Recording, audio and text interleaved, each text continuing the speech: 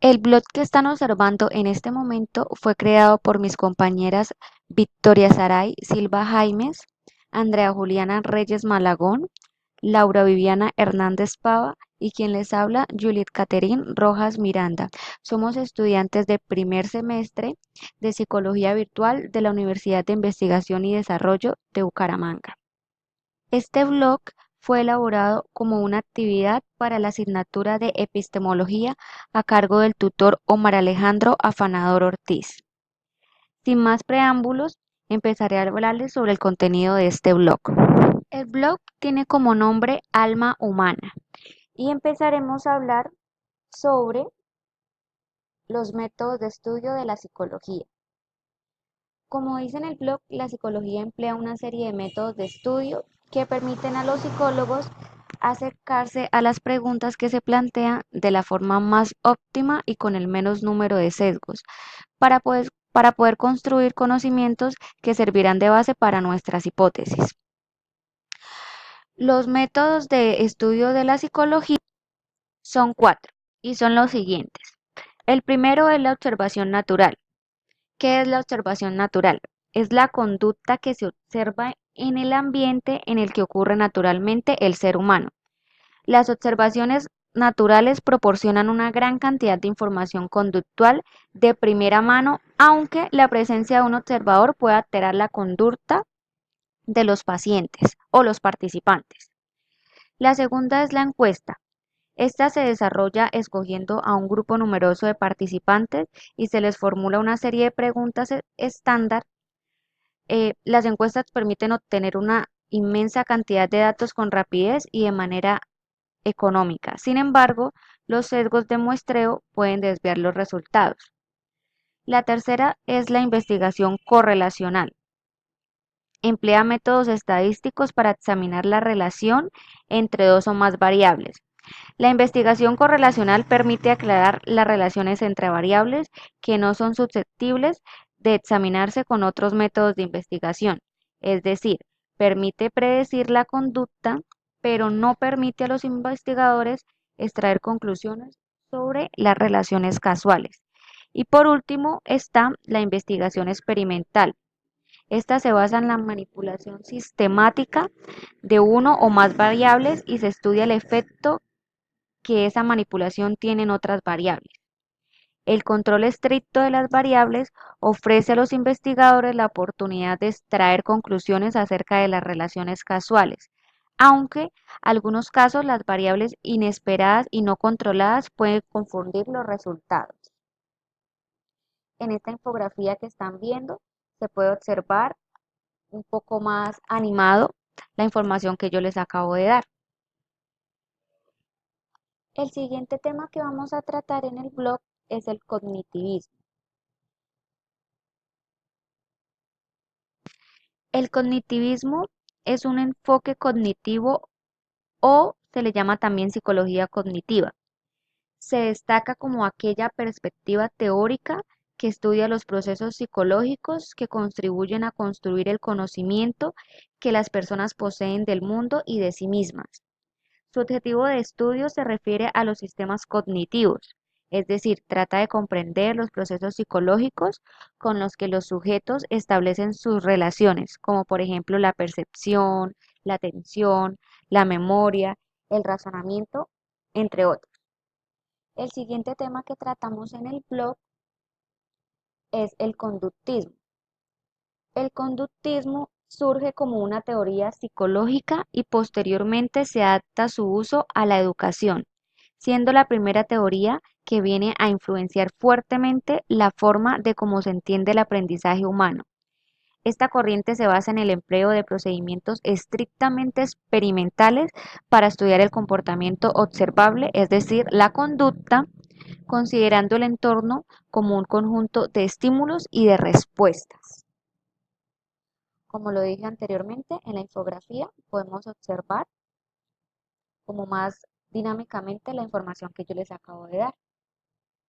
El siguiente tema que se va a tratar es la ontología de la psicología. La ontología es el estudio del ente, o en términos más sencillos, es el estudio del ser. El ente es todo aquello que tiene que ser. es decir, los objetos físicos, los psíquicos, los meramente imaginados o pensados.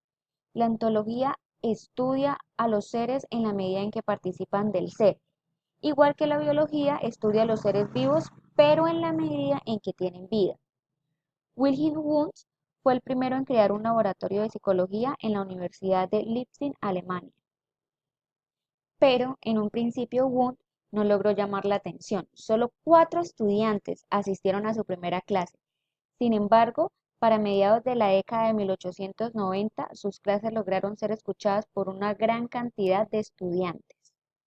Aquí podemos observar la infografía de la ontología de la psicología, elaborada por mi compañera Laura Viviana Hernández Pava. El siguiente tema entonces que vamos a tratar en el blog son las corrientes científicas de la psicología.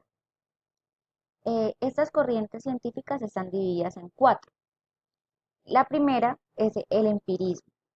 El empirismo es la doctrina psicológica y epistemológica que frente al racionalismo afirma que cualquier tipo de conocimiento procede únicamente de la experiencia, ya sea experiencia interna, es decir, la reflexión, o externa, es decir, la sensación, y que esta es su única base. El racionalismo es la teoría epistemológica que frente al empirismo considera la razón como fuente principal y única base del valor del conocimiento humano en general. La siguiente es el positivismo. El positivismo aparece con Augusto Comte en la primera mitad del siglo XIX. Fue la filosofía encargada de respaldar el enfoque cartesiano, que entre sus ideas destaca el estudio científico de la sociedad humana a fin de superar toda forma especulativa, lo que indica que la realidad social humana debe ser comprendida científicamente. Y por último está el pospositivismo. El pospositivismo argumenta que la realidad existe, pero no puede ser completamente aprendida y los hechos que ocurren pueden ser explicados, ya que son manejados por leyes naturales que los humanos solo pueden percibir de manera incompleta. Como podemos observar, mi compañera Victoria Saray dejó 2 videos para completar la información ya realizada en el blog. El siguiente tema que vamos a abordar es el Popper y el falsacionismo. El falsacionismo es una corriente epistemológica fundada por el filósofo austríaco Karl Popper. Para Popper, la racionalidad científica no requiere de puntos de partida incuestionables, pues no los hay.